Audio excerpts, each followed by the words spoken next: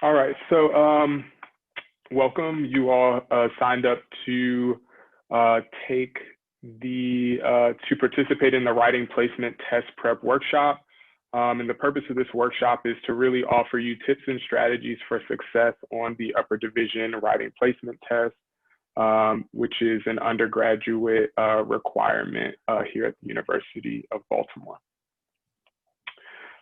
Some of the goals of this workshop are to get a better understanding of why you're taking the placement test, to learn about the placement test policies, to get acquainted with test expectations, learn about scoring criteria, practice reading and annotation strategies, practice writing thesis statements and an intro paragraph, and to learn about reflective writing as a genre.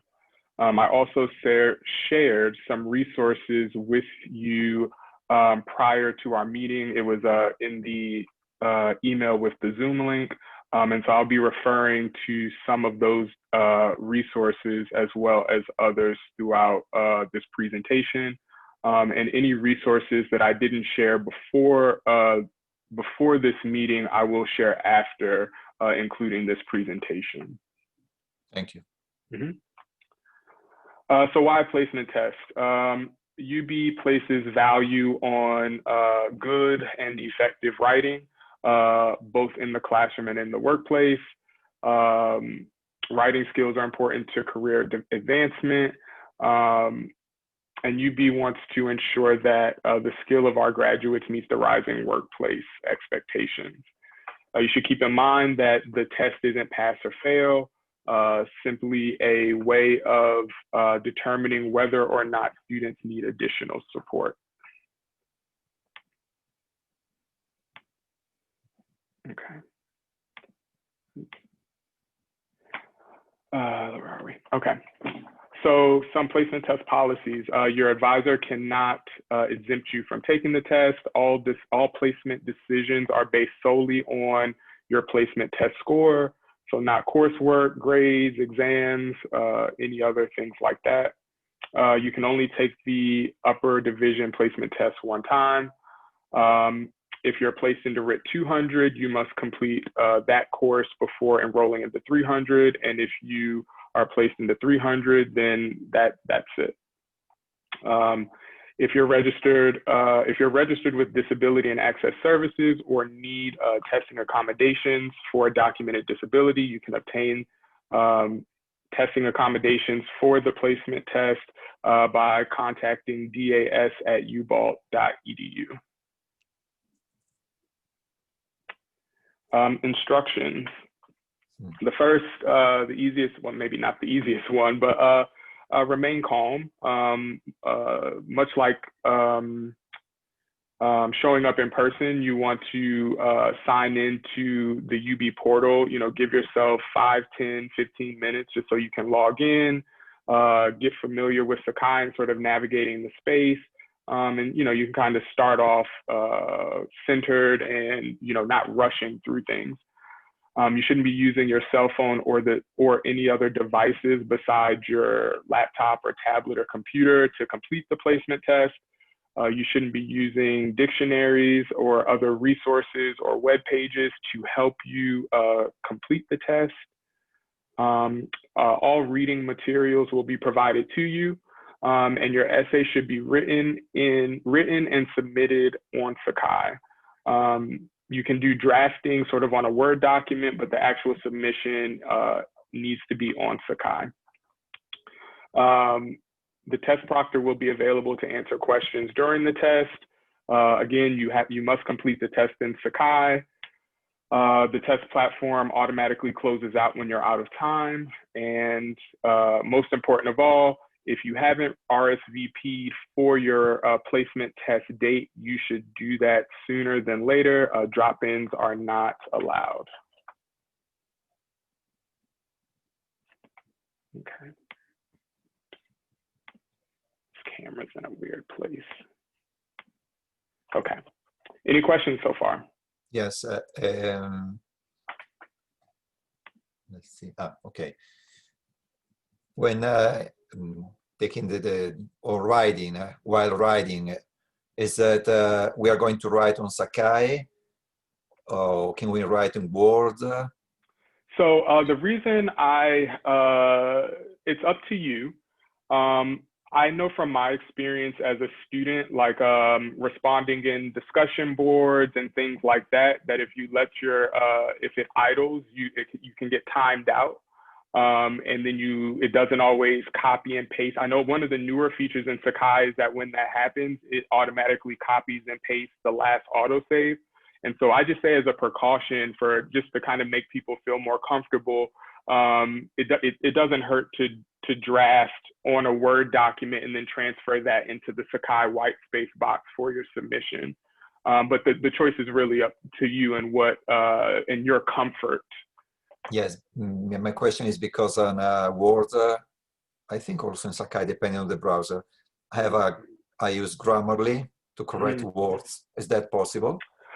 Now, I haven't come across that question, and my thought is that you shouldn't be using Grammarly because Grammarly serves as a sort of supplemental resource with your writing. Much like if you were taking the test in person, I don't know that it would be appropriate for you to use Grammarly. But thank you for raising that question. I'll bring that up the next time I meet with the proctors and get a hard and definite answer on that. Yeah, I think it's the same use of dictionaries for the spelling of words. Mostly. Yeah. So this is a screenshot of Sakai in the placement test screen. I will transfer over to the UB portal and I'll walk you all through it. But as you can see, the test is a total of 90 minutes. And in the first 30 minutes, you should read and plan. You should spend 45 minutes writing, and then you should spend about your last 15 minutes doing your self-reflection writing.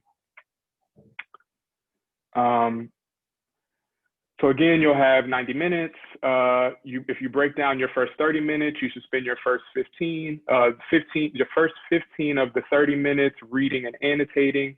And so by annotating, I mean, summarizing what the article is about, or getting the gist of what the article is about, finding areas where you agree or disagree with what the article is saying. And yes, okay. And then your next 15 minutes of the 30 minutes, you should spend pre-writing and developing your thesis statement or purpose statement. You'll have 45 minutes to write a response in which you agree or disagree with the provided reading. And so again, part of annotating is identifying places where, hey, I agree with what the author is saying, here's why. And you should be, part of annotating is pulling evidence from the reading to support the argument of agreeance or disagreements that you're making in the essay. And then the last 15 minutes, you will spend writing a reflection about your writing process.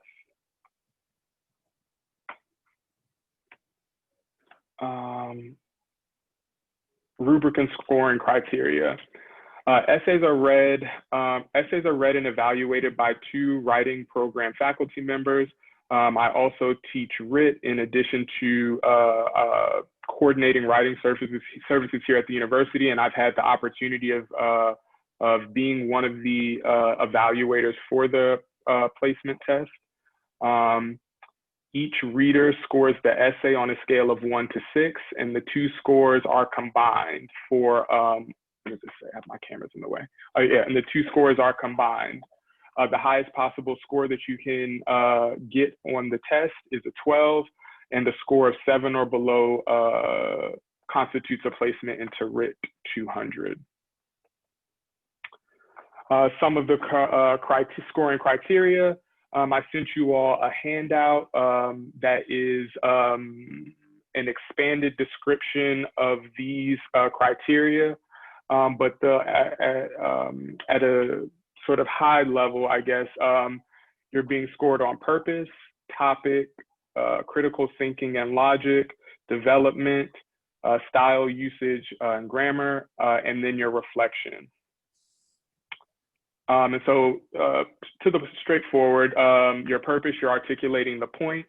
The topic is you're engaging meaningfully with the reading. So, explicitly stating your position, whether or not you agree or disagree with the reading.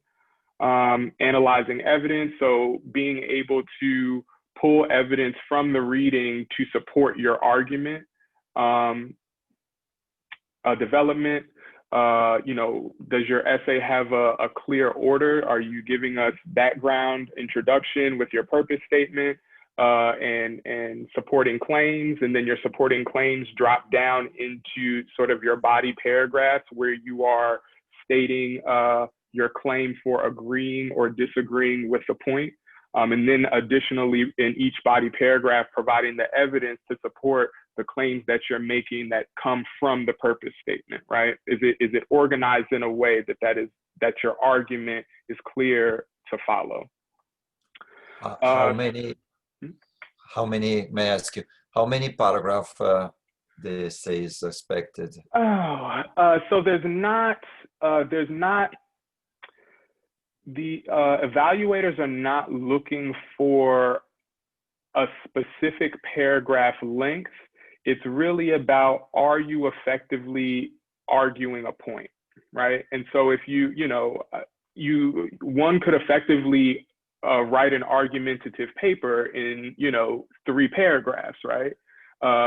Someone else may pull more from the reading and write 5 or 7 paragraphs, right? It really depends on what you take away from the reading, as well as the evidence that you can attach to the reading, that you can take from the reading directly or anecdotally from your own lived experiences. So the short answer is there's not a specific length that the evaluators, the WRIT, the program, the faculty evaluators are looking for, so much as, are you covering these bases here? Does that answer your question? Yes. Okay. So this is the part in our workshop where I would like to give you all a little bit of time to practice. To practice annotating, I sent you all a reading. I sent you all a reading with the Zoom link. Do you all want to go through that practice and annotate and develop purpose statements? That's the next thing in the list, is to actually annotate the article and then develop a thesis or purpose statement. Y'all up for that? Okay. Yeah, that's fine. Cool. So I will pull it up. And then as I said, you all also have, this reading as, I sent it as a PDF as well.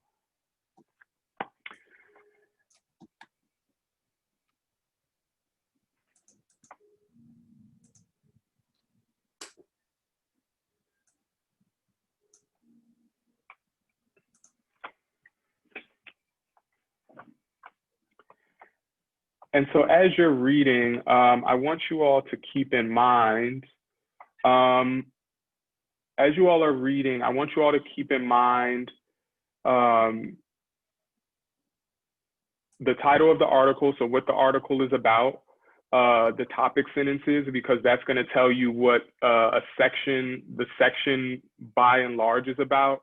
You want to notice any quotes that you can respond to. I agree with this, I disagree with this, and note the conclusion. What is the writer trying to get across? You may want to look for look for patterns, so like repeated key terms, that could be about emphasis. You may want to look at rhetorical features like the voice, the language, where the article was contributed from. And then more directly, as I kind of said it already, identify material that you can respond to. I agree with this. I disagree with this.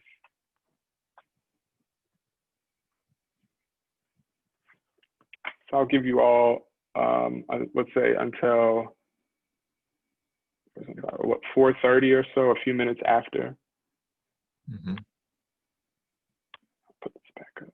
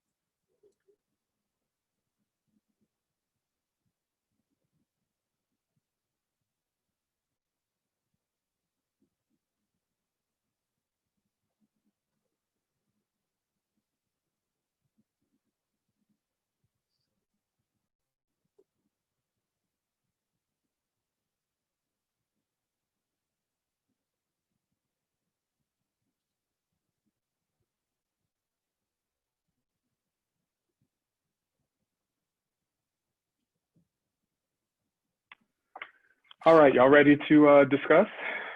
Yep. So just at a very basic level, what is this article about? It's about work-life balance Mm-hmm. and identity, how Mm-hmm. workers or employee identify their self on the work. So, and the author, I don't see the name here, is, well, from Chicago Tribune. Mm-hmm. I think I have a certain disagreement with the author because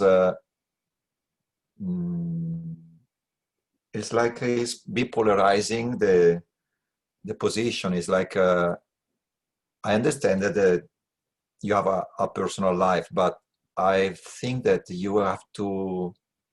They're not opposite things. It's not because you do well or you engage too much at work means that you're going bad at home. Mm-hmm.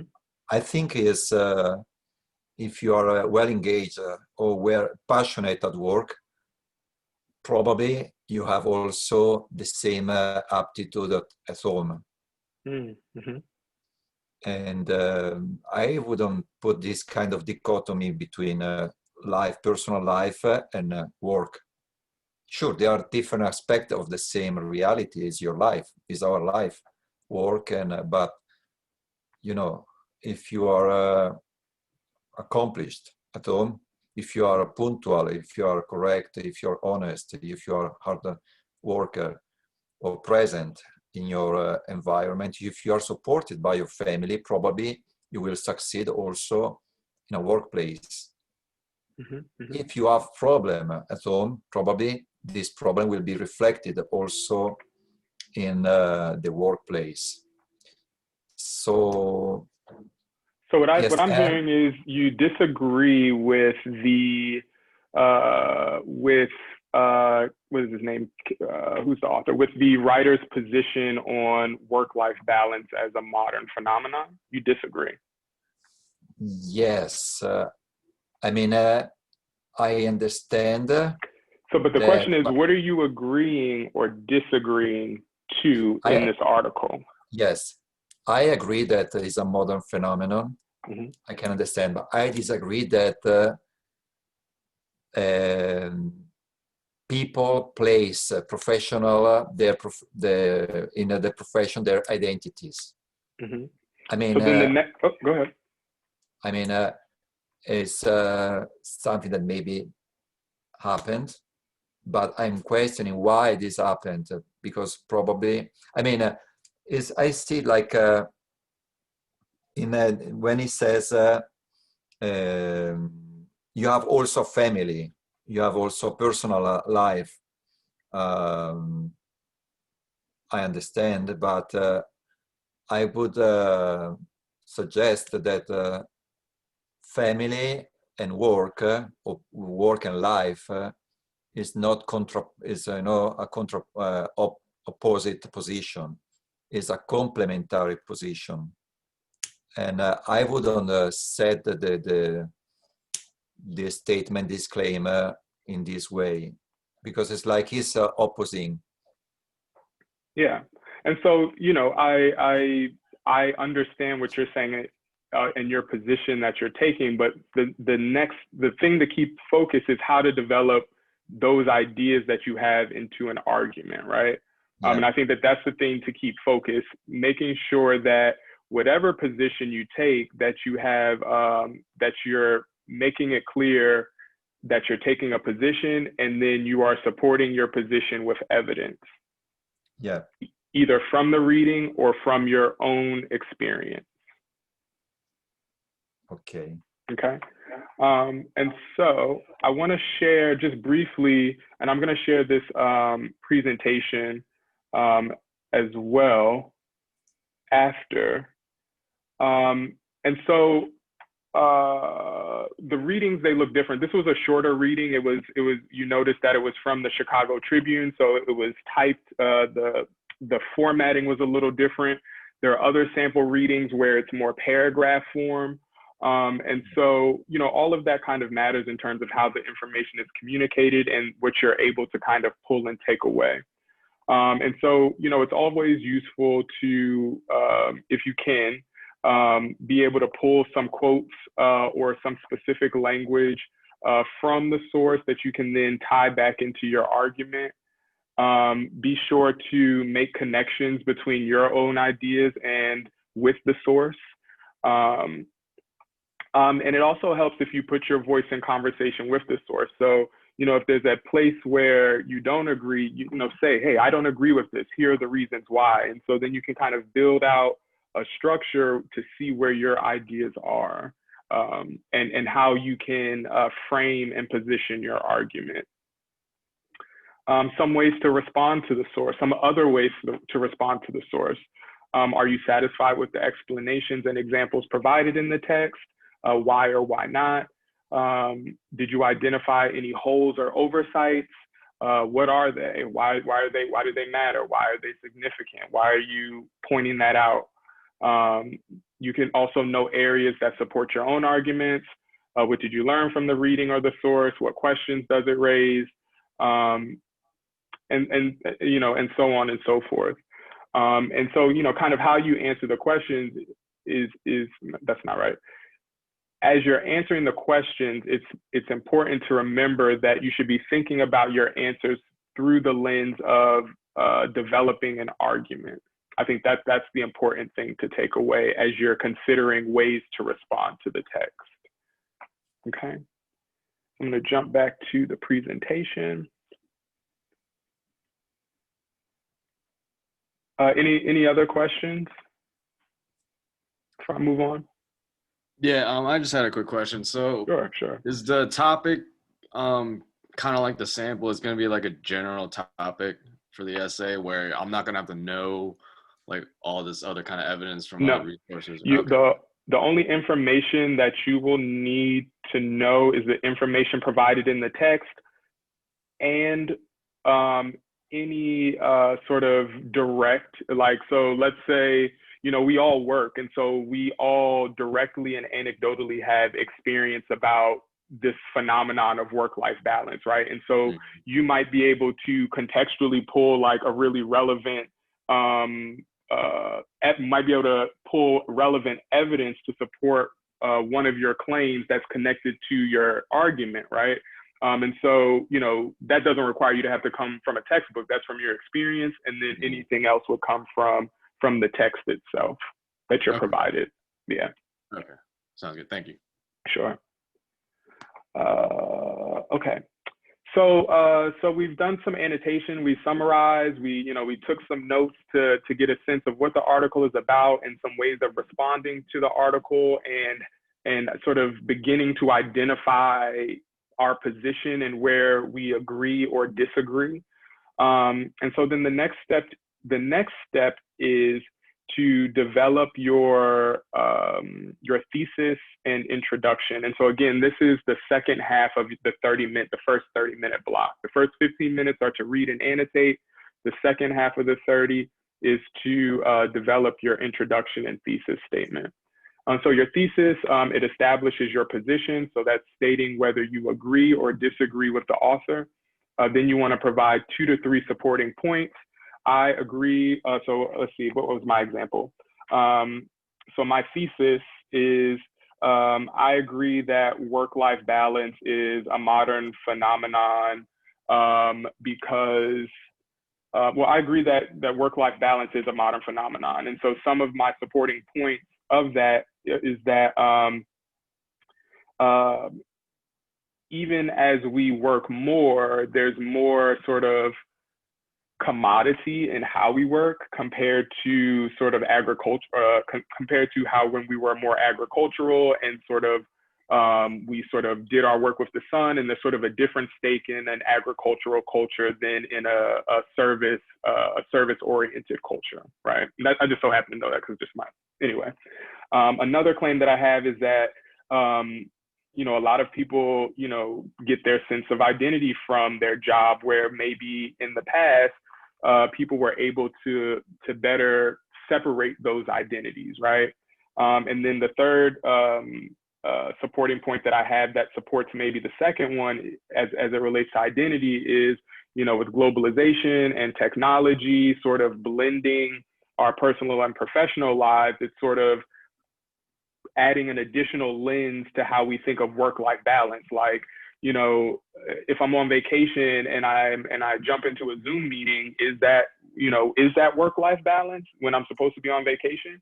You know, and so depending on where you sit on the issue will sort of determine your argument and your answer. But those positions are going to build out and explain my position and why I think that, you know, that work-life balance is a modern phenomenon that is maybe not helpful right now. Does that make sense? Does that make sense to y'all? Yeah, it makes sense. Okay.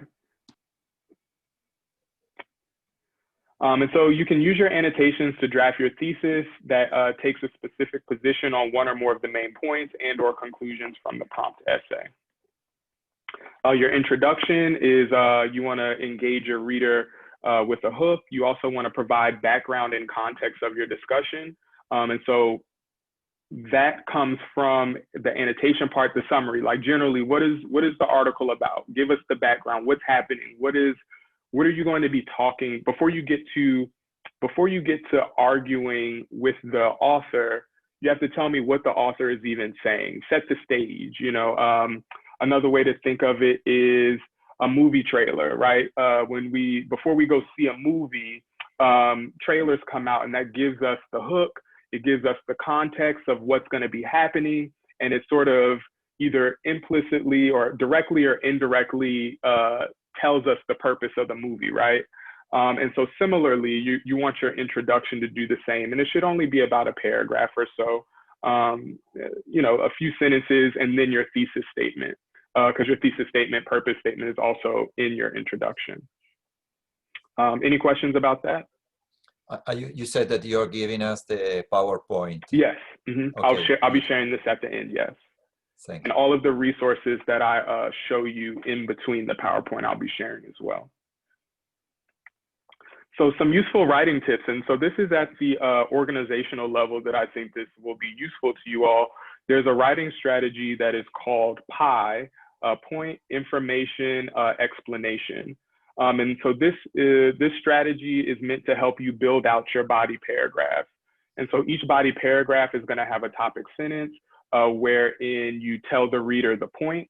And so you explain the main point of the given paragraph and show the main point and show the connection to the main point of my box is in the way, and show connection to the main point of the essay, which is your thesis statement. And your topic sentence for your first paragraph should connect back to your supporting claim that is in your thesis statement as well. Or for however many supporting claims you have, they should conceivably be body paragraphs. You want to be specific. Don't make the reader guess. Avoid it. If you can name the thing directly, I would say name it.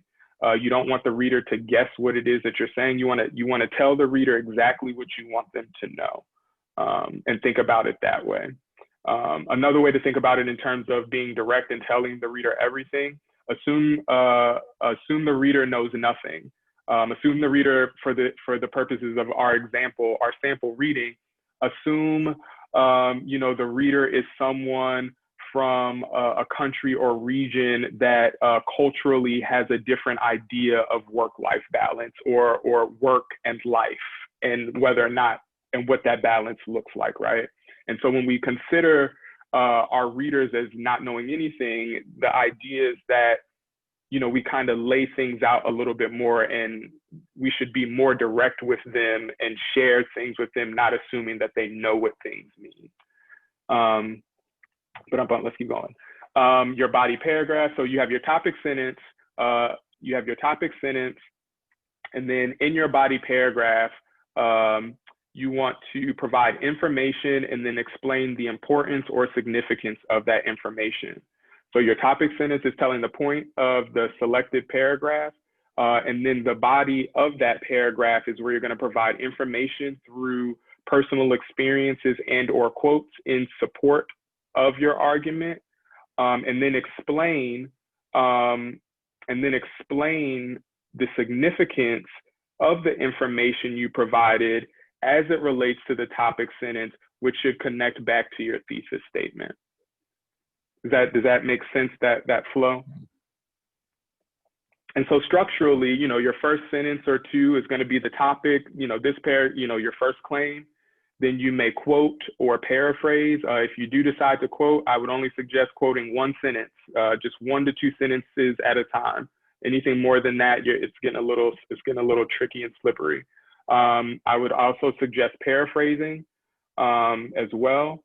And one useful way to paraphrase is, because I don't know what the citation guidelines are, is to say, my last name is Kelly. Kelly, or you could say the author, Kelly suggests that X, Y, Z. And so that signals to a reader, hey, he's pulling information from the source.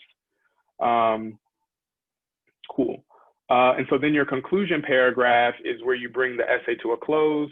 And so you're answering the question, so what? Why does this matter? Why is sort of discussing or arguing for or against work-life balance important? Why do we even need to consider this, right? And then that's it. And so let's see, what else do I have? And so this is, again, I'm gonna share this with you all as well. This is a sort of expanded description of the point information explanation as a writing strategy. Is this the one I should? Yeah. So again, it's pretty straightforward. Topic sentence is the point. The illustration is where you prove the claim in your topic sentence with evidence, either with quotes, facts, paraphrasing, personal experience. And then the explanation, this is the synthesis. This is where your voice comes in. This is where you're interpreting, analyzing, and explaining the information, opinions, or quotes that you selected that connect to your supporting claims, which should connect back to your thesis. Do either of you have any questions about PI as a organizational tool and strategy? Okay. Cool. It's fine. Cool. Okay, so I'm gonna jump over to Sakai now. Let me see how much more we have. So I'll go through these slides, then I'll jump over to Sakai just so you can kind of see it a little bit more in real time, at least some of what to expect. So when you log into Sakai, when you log into your UB portal, you're gonna click your Sakai icon. Once Sakai loads, in your top bar, you'll see, you have your different bookmarks or labels for your classes. There should be a writing placement test label. Once you get there, you will see, once you click on that tab, and then there's another tab, then you'll see this messaging. And it's really, we looked at this at the beginning, it's just really describing what you're doing. 30 minutes to read and plan, 45 minutes to write, and then the last 15 minutes to write a reflection of your writing process. And again, it's a total of 90 minutes. I have a question about the self-reflect. Mm-hmm. Is general? Yes, there is a question if you would have 30 minutes more. So. Well, just hold that. Well, there's a slide on that, and I'll get to that. Yeah. You want to make sure to put your student ID number. You want to make sure to put your student ID number. It's on the back of your B card. Your student ID number is also in the bottom right corner of your UB portal. It's somewhere near where you can download SPSS. I think you can download Windows stuff.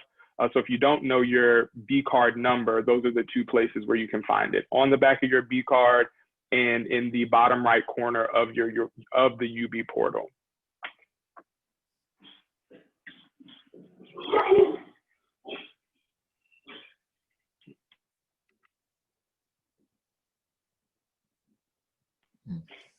Okay. You also want to indicate your student status: sophomore, junior, senior. This is the box, and again, I don't know if I'll be able to go this far in Sakai, but just so you can see, when you're in the platform, this is the white space box that you should be writing in. If you click, when you're on this page, when you click the Show Hide Rich Text Editor, that's going to give you all of your formatting options. So what is it? Your font, your size, your paragraph formatting things. That's what Show Hide Rich Text Editor will do. Reflection writing. The writing faculty at UB value revision. So we think that it's important that you spend time reflecting on your process and what you would do differently. A lot of research has gone into sort of exploring reflecting on the writing process is sort of helping students to, or helping writers to concretize some of their process, to differentiate between you know, different writing genres and a number of other sort of global, organizational, and local sentence level things. And so in the last 15 minutes of your 90-minute test, as you write your reflection, you should consider your own writing process, your content, and the structure of your essay. You could consider naming strengths or discussing strengths as well as weaknesses that you identify in your process. Your specific revisions can be global or local. Global revisions are organizational, sort of around structure, maybe brainstorming. Local revisions are at the sentence level. So maybe grammar and syntax, maybe you decided maybe I should have used more signaling language, or maybe I should have quoted more effectively to argue my point. It's really up to you and how you sort of reflect on your own process in terms of what you discover or what it is that is called to your own attention. And you should, let's see, your reflection writing should be at least 5 sentences. And again, you want to save the last 15 minutes to do that. Did that answer your question? Is that possible to pre-write so I can save more time? Is it possible to pre-write your reflection to save Yes. more time? Well, I like your creativity, but there's no way to, what I can say is there's no way to really reflect on what you've written because you won't be given the prompt until the test. I see. Now here's the thing though. If you have some general insights about your own writing process, and so if you recognize mistake or error patterns that typically occur in your writing, that can sort of expedite your own process if you already know that, right? And then you can just sort of add more context about those things that you already know and reflect on that through the lens of this assignment. Does that make sense? Yes. Right. And so I do think it's important to come into the test somewhat aware, but it's not necessarily required that you are fully aware with your own writing process, because part of what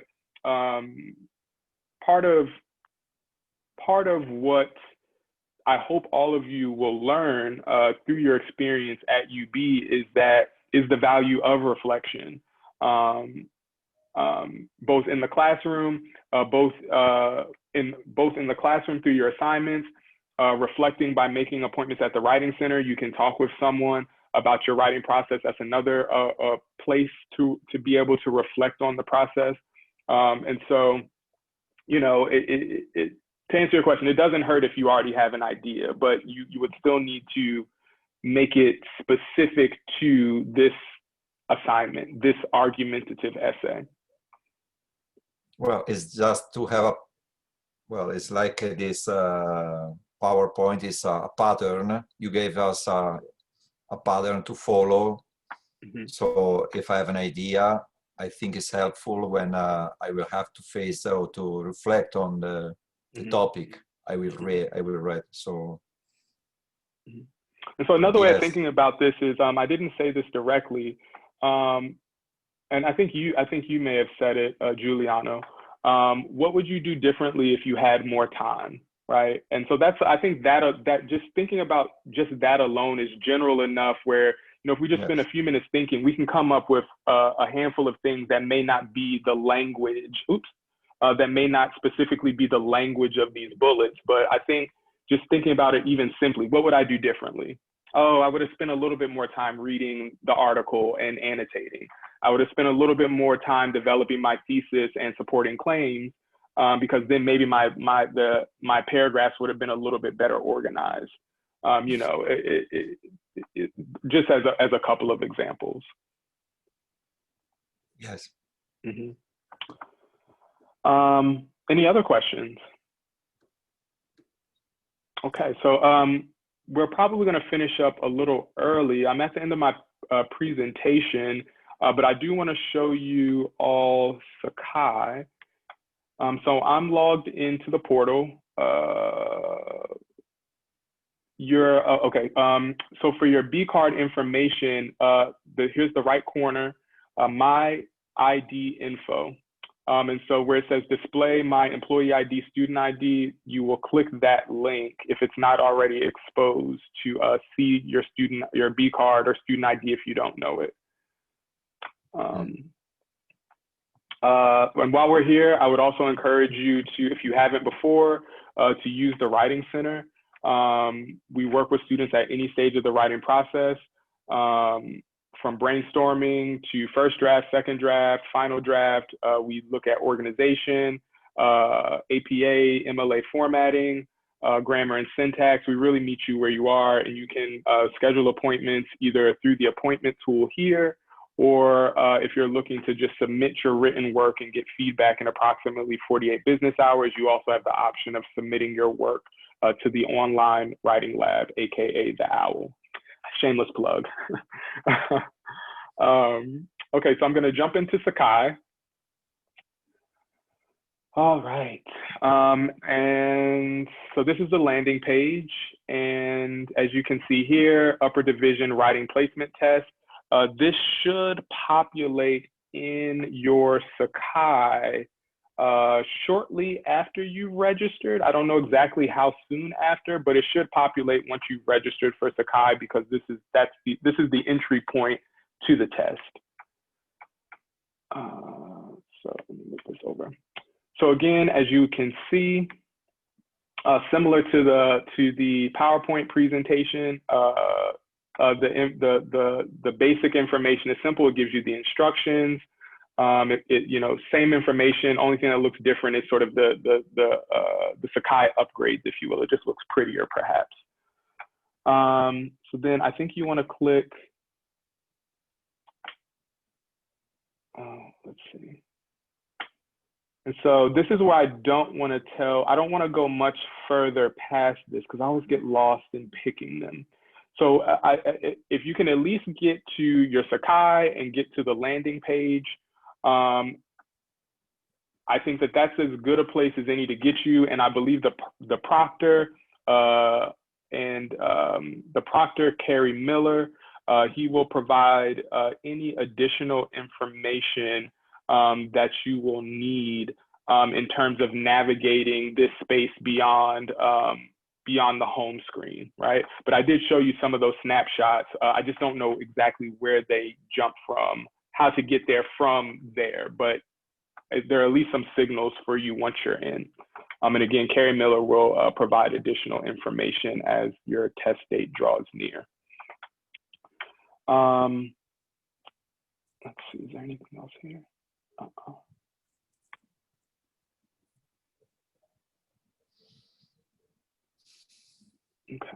Yeah, I think that's as far as I should go, at the risk of confusing you all and myself.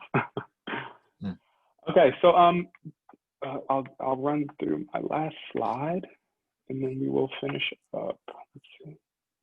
Any suggestion? I have registered for the test in December. Mhm. So I have a month ahead. What the best thing is to practice. So the easiest thing that you could do if you want sort of simple, kind of simple practice, you can read Articles. articles in, you know, the New Yorker, the Times. They don't have to be really long. It just has to be enough where you can pull the ideas, decide whether you agree or disagree, and, you know, literally follow the steps that I've laid out, but do it with, you know, information that you're already reading. And that's the best practice.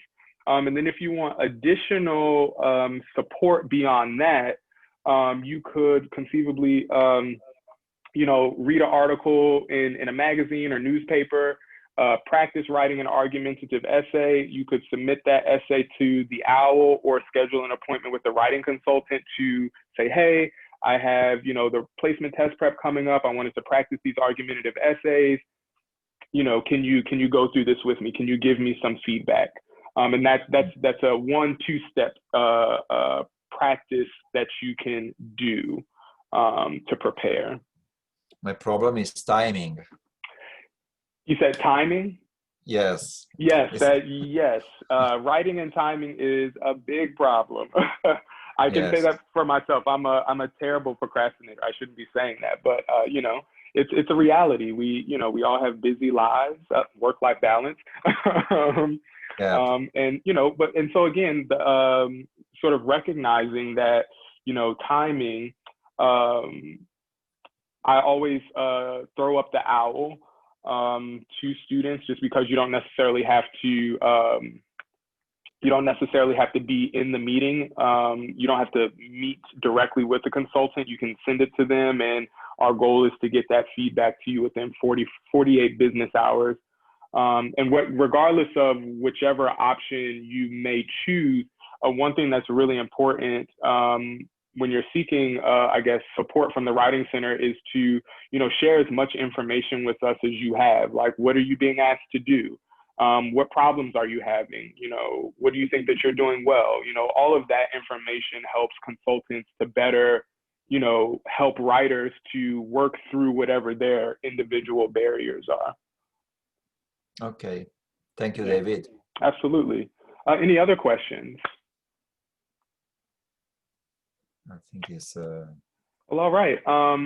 So the goal of the exam is to allow experienced faculty who understand the writing program at UB to place you in a class that will give you the best chance for success. Wherever you place, please remember that the goal is to give you the support you need to graduate and to be successful beyond your college experiences. So I wish you all luck on the placement test. And again, I'll shameless plug one more time. I would encourage you to use the Writing Center as an additional support in your academic writing during your time at UB. Thank you. All right. Thank you. Have a good one. Thank you. You too. Bye.